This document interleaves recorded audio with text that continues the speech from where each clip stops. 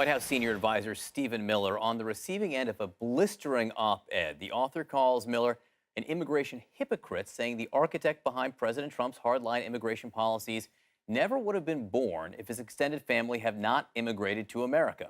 The author is Miller's uncle, David Glosser, and he joins me now to talk about this. And we should note, it has been several years since you spoke with Stephen Miller. You want to say that right out of the gate. This is not someone you've ever been close to or spoken to recently. But let me read you a passage of this op-ed, which has received so much attention over the last 24 hours. I have watched with dismay and increasing horror as my nephew, who is an educated man and well aware of his heritage, has become the architect of immigration policies that repudiate the very foundation of our family's life in this country. I shudder at the thought of what would have become of the Glossers had the same policies Stephen so coolly espouses, the travel ban, the radical decrease in refugees, the separation of children from their parents, and even talk of limited citizenship for legal immigrants, had been in effect when your ancestor Wolf Lee Glosser made his desperate bid for freedom. You told me you knew that this op-ed in Politico was going to get a lot of attention. Why did you write it now? The reason I wrote it now is because the administration has had an increasingly hostile posture towards desperate people trying to enter the country. I had been posting my opinions on Facebook for the past year or two, but various members of the family, as well as myself, thought I could no longer remain, have a, how should we say, a quiet voice on the subject in light of the incarceration of all these children. This was an act of inexcusable cruelty. The situation at the border over the last several months. Not just at the border, but as the children that were incarcerated and have been held captive, and whose parents, in many cases, have been sent away separate from their children. Had any other country done this at a time of war, it would have been considered a war crime. You say you're not close to Stephen Miller. He's your nephew, but you haven't spoken to him really in 10 years. And before that, you say you didn't even know him well. Yet, you are his uncle, and for you, was it hard to come to the point to go so public with criticism like this? Of course. It's, I write this more in sadness than in anger. I've spent my life trying to help people. I've been working in clinical neuroscience for my entire career. I've spent my life trying to help diagnose people and help them get well. I have not been interested in having public notoriety. I've been interested in having my private life and taking care of those things which are important to me.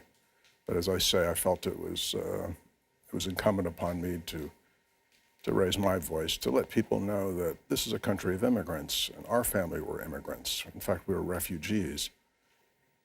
If my ancestors had not immigrated to the United States when they did, if they'd waited a few more years till 1924, the door would have been shut. My parents would have gone up the crematoria chimney. I wouldn't have been born, my sister wouldn't have been born, and certainly Stephen would never have existed. Look, we're a nation of immigrants, and your story, your family story, is in some ways the American story. It changes from generation to generation in some ways. Just in the last day or two, I've received over 100 emails and messages from people that I know and that I don't know, who are telling me your story is the same as ours. And these are folks of similar background, of dissimilar background, people of Irish ancestry, people of Polish ancestry, people from all over the world. Who are you trying to reach with this? Is it the American people? Is it the administration? Is it your nephew? What I want to do is I want to convince people to open their minds and open their hearts to the realities of immigration. The United States is a large country, a wealthy country, and we've been made strong and large and wealthy, not just by our natural resources and our geographical situation, but by the strength, the smarts, the muscle, the brains, and the enterprise of millions of immigrants. We have to realize that there are other people in the world who are facing crises. We can't solve the entire world's problems and solve all the refugees' problems in the world. But we should offer help as we can in proportion to our size, our resources, and our abilities.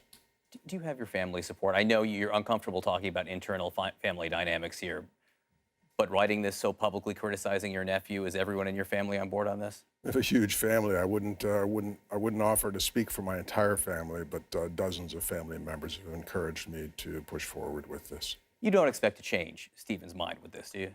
No, it appears that he's made his entire political and personal career on this single issue for reasons that I don't really know. And likewise, you're obviously a very thoughtful man.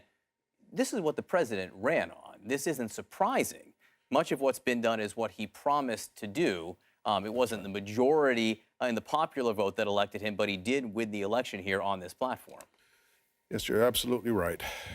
I first became alarmed with this when Mr. Trump was running for presidency, when he started his political ascent by falsely decrying Obama as a foreign-born Muslim, none of which was true, and which he never recanted until absolutely the last moment when there was no further choice for him. But it became evident very soon after he took office that they intended to make laws or regulations which discriminated against people or disadvantaged people based on their religion. And it's a huge mistake for any democracy to start to make laws based on factors of religion, ethnicity, or national origin. The United States has done so in the distant past. We've overcome those problems to a large extent. I hate to see us take a step backwards. David Gloucester, we appreciate you coming and sharing your feelings with us. We appreciate you sharing your feelings with your pen as well. It's been interesting to read. Thank you for coming on, sir. Well, thanks for having me on, and I hope folks will step up and do the right thing.